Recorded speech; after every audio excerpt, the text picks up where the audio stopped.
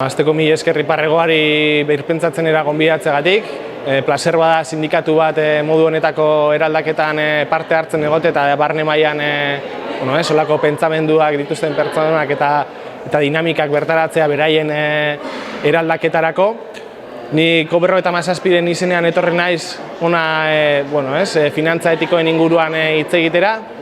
Guretzako oso klabea da ekonomia sozial eraldatzailean aritzen diren entitateak finantziatzeko tresna berri bat ekartzea Euskal Herrira eta pertsonak izatea beste tresna bat modu responsablean eta etiko eta solidarioan aurrezteko eta honela gizartea eraldatzeko dinamika berriak martxan jartzeko aukera emateko bai pertsonei, bai entitatei eta nolabait sortzea gizarte justuago bat, non enpresak demokratikoak izango diren, aberastasuna modu orekatuan banatuko den eta donok modu emozional batean lotuta egongo garen bai lurrarekin eta bai herriarekin eta nolabait jorratzen ditugun proiektuak jorratuko ditugun mundu justuago bat sortzeko.